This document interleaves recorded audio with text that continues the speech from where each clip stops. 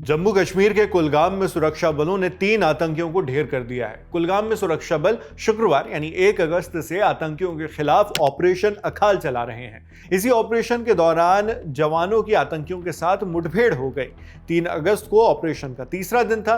Operation शुरू होने के बाद से 3 अगस्त तक इस मुठभेड़ में 3 आतंकी मारे जा चुके हैं, जबकि तीसरे दिन की मुठभेड़ में एक जवान घायल हुआ है। इंडिया टुडे के रिपोर्टर अशरफ वानी से मिली जानकारी के मुताबिक ऑपरेशन अखाल इस साल की सबसे बड़ी काउंटर टेरर कार्रवाई मानी जा रही है।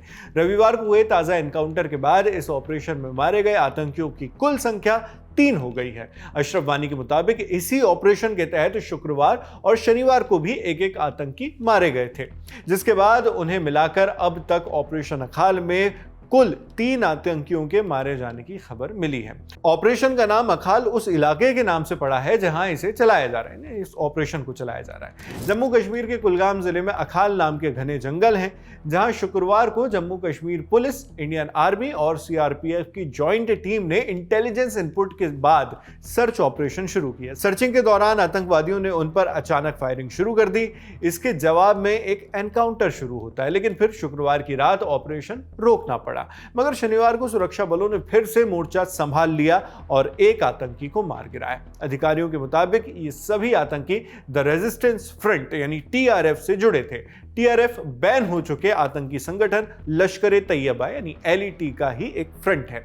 यह वही टीआरएफ है जिसने 22 अप्रैल को हुए पहलगाम टेरर अटैक की भी जिम्मेदारी ली थी। शनिवार को जो हुआ वैसा ही कुछ रविवार को भी जारी रहा। फिर से घने जंगलों में सुरक्षा बलों और आतंकियों के बीच भारी गोलीबारी हुई। धमाकों की आवाजें देर रात तक गूंजती रही। अंत में एक और आतंकी मार दिया गया।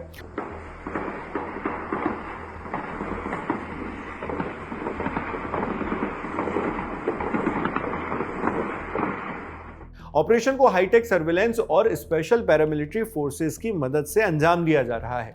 डीजीपी और 15 कोर कमांडर खुद ग्राउंड लेवल पर हालात की निगरानी कर रहे हैं, जो अपने आप में हमें दिखलाता है कि आला अधिकारी तक इस ऑपरेशन को किस गंभीरता से ले रहे हैं।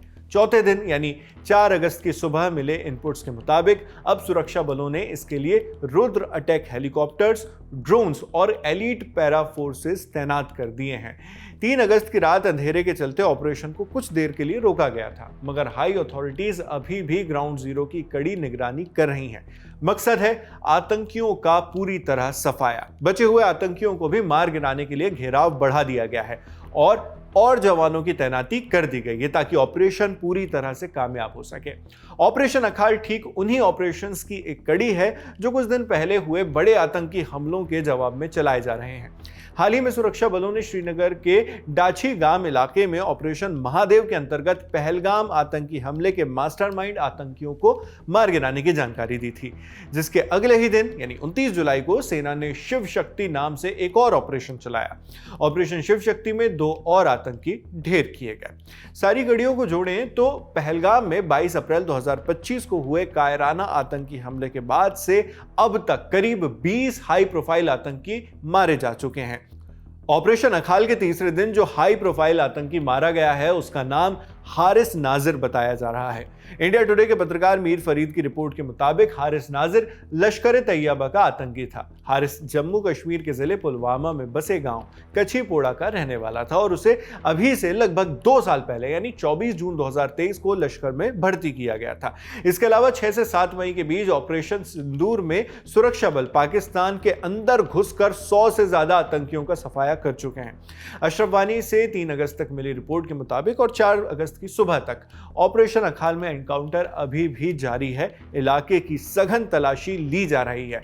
साथ में हालात पर आला अधिकारी भी चौकसी बनाए हुए हैं। आगे भी इस मामले में जो अपडेट्स आएंगे, जो भी इससे जुड़े हुए नई खबरें आती जाएंगी, वो हम आप तक इसी तरह पहुंचाते रहेंगे। मैं हूं शेख नावेद, देखते रहिए दी लल्लन टॉप। शुक्रिया।